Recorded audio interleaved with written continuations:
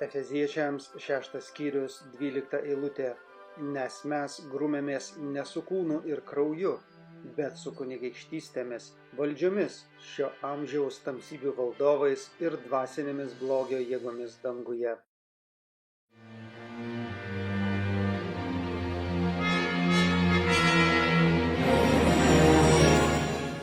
Rodžeris Morno. Kelionė į antgamtinį pasaulį.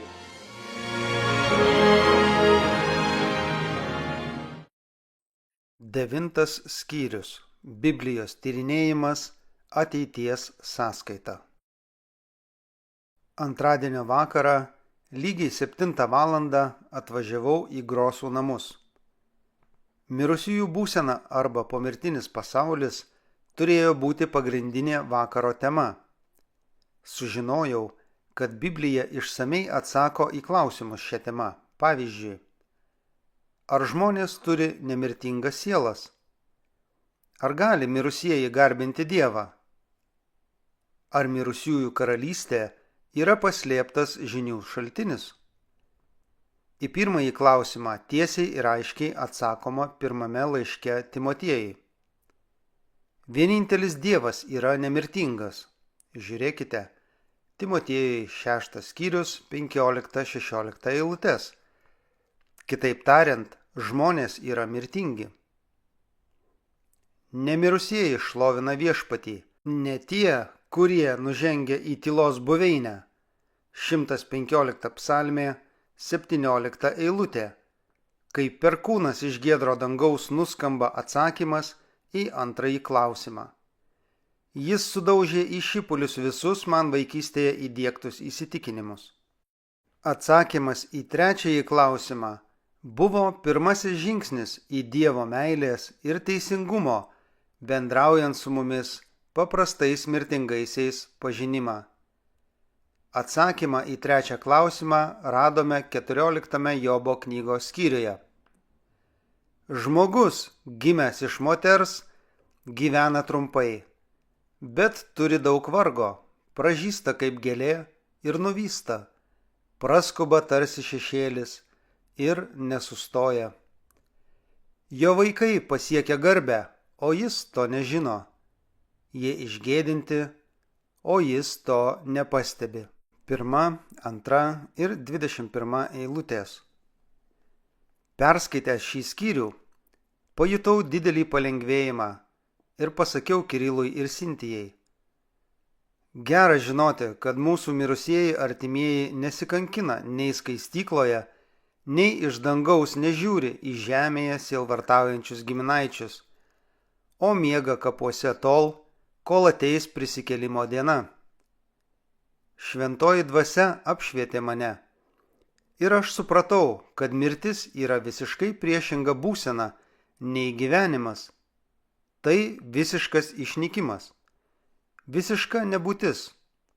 Supratau, koks klaidingas yra įsitikinimas, kad žmogus turi nemirtingą sielą, ypač perskaitęs pradžios knygos 2 skyriuje aprašytą Adomo sukūrimo pasakojimą. Tuomet Viešpats Dievas padarė žmogų iš žemės dulkių ir įkvėpė jam iš šnervės gyvybės alsavimą. Taip žmogus tapo gyva būtybė. 7 eilutė. Aiškiai supratau, kad Dievo alsavimas yra ta jėga, kurią panaudojęs, jis suteikia gyvybę ir suformuoja mūsų fizinius kūnus. Ji priverčia kvėpuoti mūsų plaučius, plakti širdį, cirkuliuoti kraują ir judėti rankas ir kojas. Kai Dievas nutraukia tą alsavimą, gyvenimas baigėsi. Rašto eilutė, kuris skelbia, kad žmogus tapo gyva būtybė, paneigia paplitusį įsitikinimą, kad žmogus gavo nemirtingą sielą. Dievas šėtonui ir jo piktosioms dvasioms užkerta kelius klaidinti žmonės, apsimetinėjant mirusiais jų artimaisiais, kurie neva po mirties perėjo į aukštesnę egzistencijos formą. Kai baigėme tyrinėti pamokėlę apie mirusiųjų būseną, pamačiau Dievo asmenį visai kitokį, Mane giliai sujaudino mintis, kad krikščioniškasis pasaulis jį vaizduoja neteisingai. Norėdami suprasti ir įvertinti, ką patyriau per tą savaitę, turite įsivaizduoti, kad niekada nelaikėte rankose Biblijos, jau nekalbant apie jos tyrinėjimą. Gyvenime nėra tikrojo džiaugsmo. Kai tik randi kuo džiaugtis, ateina mintis, kad rytoj visą tai gali sunaikinti mirtis. Nuolat susiduri su amžinybė. Tik kokia toji amžinybė? Kiti žmonės išmano tiek pat, kiek ir tu. Tada vieną dieną visiškai atsitiktinai sutinki tą, kuris turi knygą, parašytą paties gyvybės kūrėjo. Atsiranda išmintingi atsakymai į visus iki šiol tave kankinusius klausimus. Ir net daugiau. Supratau, kad per prisikėlimo iš mirusiųjų doktriną Biblija visiems žmonėms atveria kelią į nemirtingumą. Štai, sako Paulius, aš jums atskleidžiu paslaptį. Nors mes ne visi užmigsime, bet visi būsime pakeisti. Staiga, viena akimirka, gaudžiant paskutiniam trimitui. Trimitas nuaidės ir mirusieji bus prikelti jau negendantys ir mes būsime pakeisti. Juk reikia, kad šis gendantis kūnas apsivilktų negendamybę, šis marus kūnas apsivilktų nemarybę. Kada šis gendantis kūnas apsivilks negendamybę ir šis marus kūnas apsivilks nemarybę, tuomet išsipildys užrašytas žodis. Pergalė sunaikino mirtį. Kurgi mirtie tavoji pergalė? Kurgi mirtie tavasis geluonis? Pirmasis laiškas Korintiečiams, 15 skyrius, nuo 51 iki 55 eilutės. Jėzus, gyvybės kunigaikštis, pasirodęs dangaus angelų apsuptyje per savo antrąjį atėjimą, suteiks nemirtingumą tiems, kurie laikė jį savo viešpačiu. Jis grąžins gyvybę tiems, kurie paaukojo ją dėl Kristaus. Prisikėlimas yra tas didysis įvykis, kurį šventieji rašytojai numatė kaip vilties žiburį.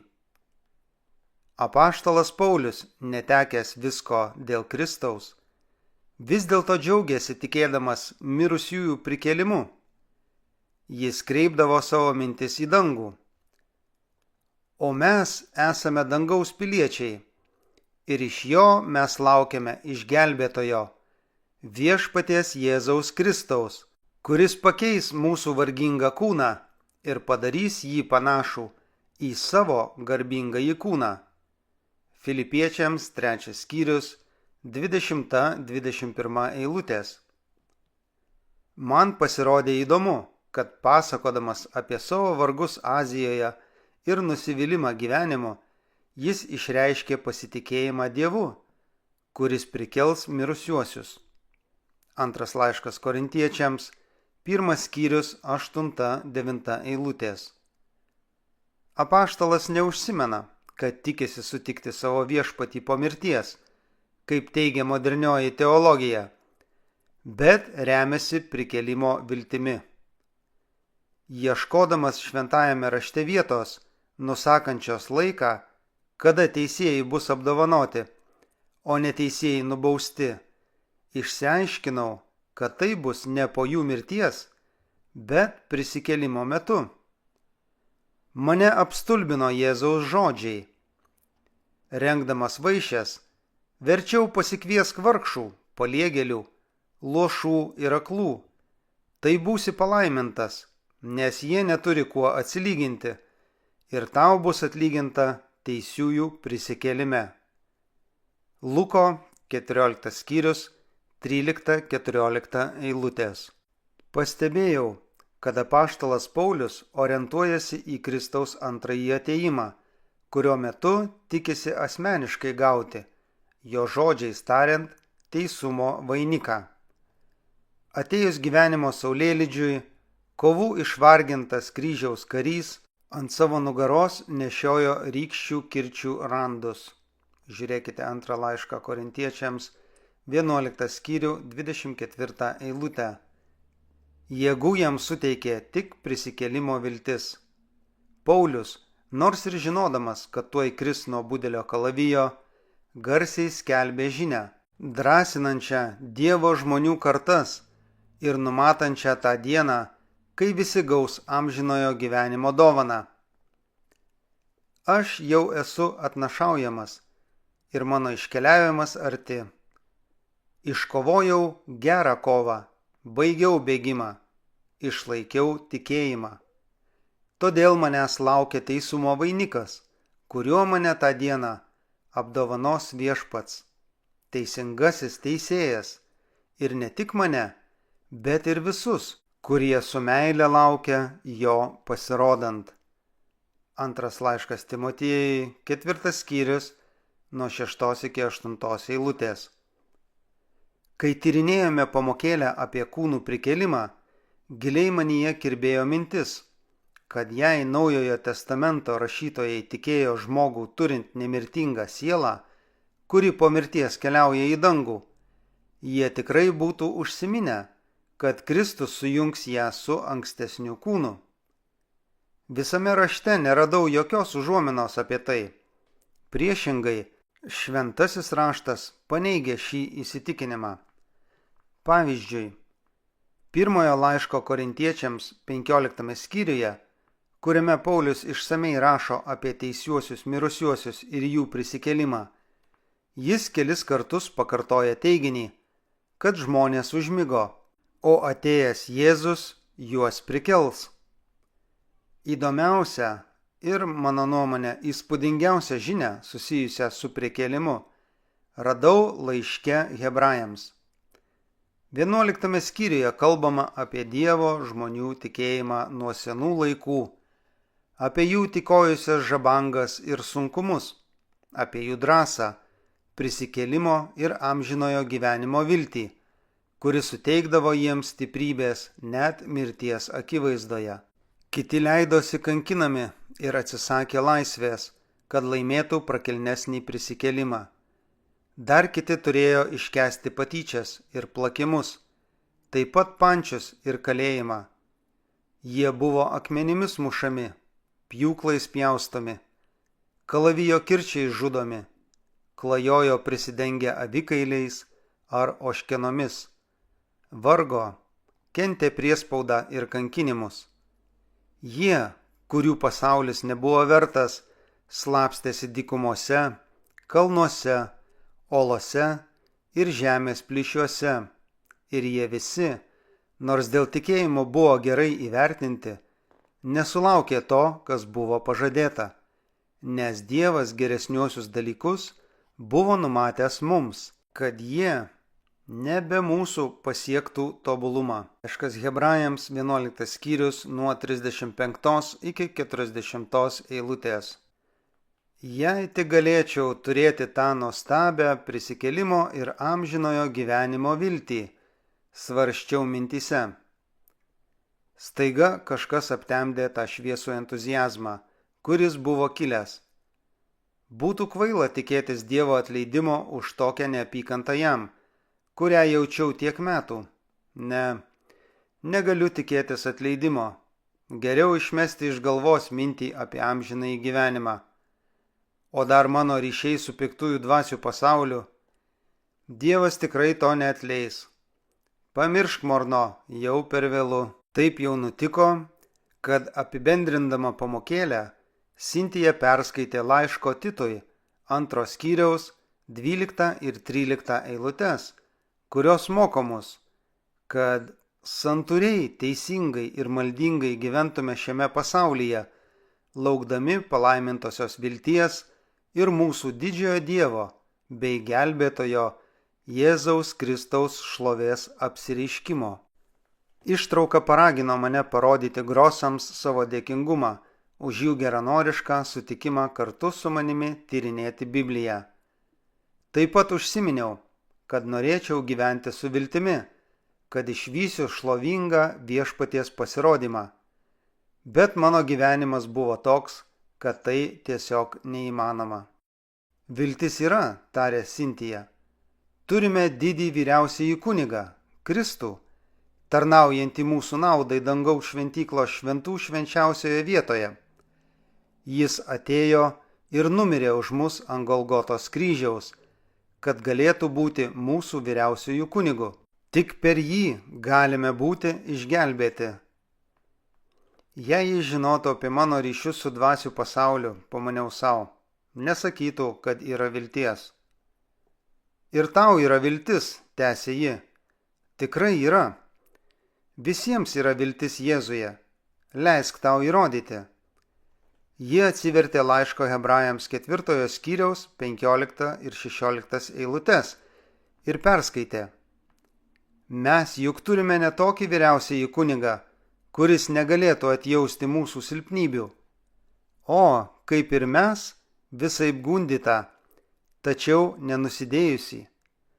Todėl visiškai pasitikėdami, artinkimės prie malonės sosto, kad patirtume gailestingumą ir rastume malonę gauti pagalbą deramų laiku. Čiupau Bibliją jai iš rankų.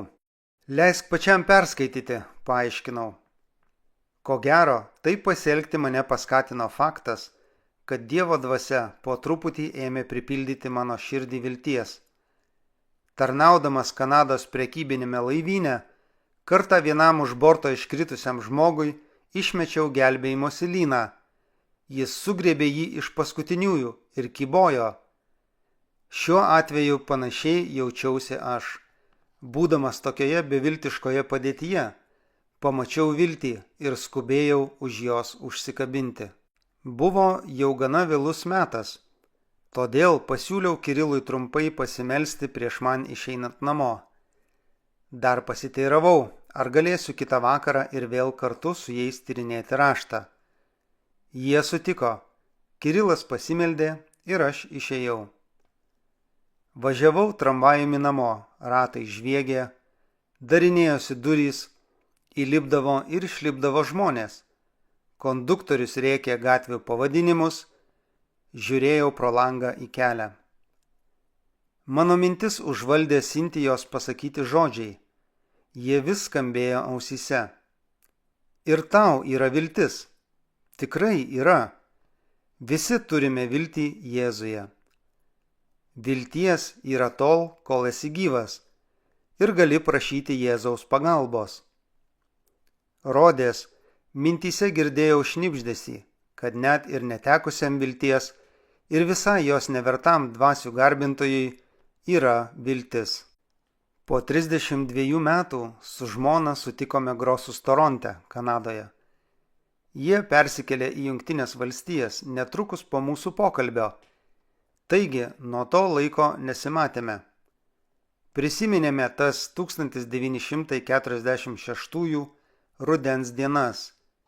Kirilo prisiminimai suvirpino mano širdį, nes jis atspindėjo išganingą Dievo dvasios veikimą mano naudai. Po kelių santuokos mėnesių, pasakojo jis, keletą kartų tyrinėjau Bibliją su Warrenu Tayloru, Monrealio 7 dienos adventistų bažnyčios pastoriumi. Neturėjau pagrindo netikėti tuo, ką kalbėjo pastorius Tayloras, nes viskas, ką jis kalbėjo, buvo citatos iš Biblijos. Vieną vakarą jis aiškino pamokėlę apie sabatą. Mintimis grįžau į Halifakso laikus, kai kartą paklausiau savo močiutės apie tikrąją sabatą. Bet pamokėlė vis dėlto neįtikino manęs. Ta vakarą, niekam nieko nesakęs, meldžiau Dievą, kad padėtų man patikėti sabatą. Prašiau suteikti galimybę paliudyti apie ją nors vienam žmogui. Tada priimčiau tai kaip ženklą, kuris patvirtina Dievo valią, kad jos laikyčiausi, pasakojo Kirilas. Kito pirmadienio rytą, kaip paprastai, nuėjau į darbą. Dirbdamas labai pavargau ir nusprendžiau mesti tą darbą. Išgirdęs apie naują fabriką, kuriam reikėjo mano profesijos darbuotojų, nutariau vakare nueiti į pokalbį. Gavau tą darbą ir atlyginimas čia buvo didesnis. Grįžęs į senąją darbovietę, pranešiau, kad po 2 savaičių išeisiu. Atėjo laikas man pradėti darbą naujoje darbovietėje. Ta pirmadienio rytą stojau dirbti greta 2 keistus įpročius turėjusio darbuotojo. Pirma, jis rūkė kaip kaminas. Buvau laimingas, kad galime atsidaryti langus. Antra, vos tik ėmus gesti jo mašinai, jis šokiruodavo mane pratrūkdamas baisiais prakeiksmais. Buvau pamiršęs apie savo maldą, bet Dievas niekada nepamiršta savo vaikų prašymų. Net nenutuokiau, kad tas jaunuolis, dirbęs mano pašonėje, tądien gana primygtinai prašys, kad pradėtume tą vakarą tyrinėti Bibliją. Nežinojau, kokios rimtos problemos buvo užgriuvusios Rodžerį Morno, kai jis dirbo prie savo siuvimo mašinos fabrike, pasakojo Kirilas. Bemiegė naktis, kelios dienos iki pažinties su Kirilu ir ta trumpa vieno sakinio malda ankstyvą rytą priartino gyvybės davėją ir jis ištiesė man pagalbos ranką. Kai Kirilas paprašė Dievą padrąsinimo tikėti sabatą ir prabilo apie norą pasidalyti su ko nors šia žinia, Visagalis atsiliepė sakydamas: "Kaip tik turiu tau tokį žmogų." Tada ėmė veikti šventoji dvasia, kuri paskatino Kirilą ieškoti naujo darbo. Kai mane slėgė pats svarbiausias apsisprendimas gyvenime, Dievas apsireiškė, kad man padėtų. Jo šventoji dvasia puikiai sutvarkė visas aplinkybės. Labiausiai man įstrigo keli faktai. Mano viršininkas Haris pasirodė esąs žydas. Jo troškimas išsiaiškinti, kokiai bažnyčiai priklausė Kirilas, ir jo noras, kad aš tai išsiaiškinčiau. Ta antradienio vakarą ištyrinėtos pamokėlės atskleidė man visą tiesą apie amžinąjį gyvenimą. Dievo dvasia apšvietė mano mintis ir man nereikėjo leistis į gilius teologinius tyrinėjimus, kurie būtų pareikalavę daug laiko. Negalėjau išnaudoti laiko taip, kaip norėjau, nes patekęs į bėdą, jaučiau artėjantį dvasių antpuolį. Jaučiausi taip, lyg gyvenčiau ateities sąskaitą.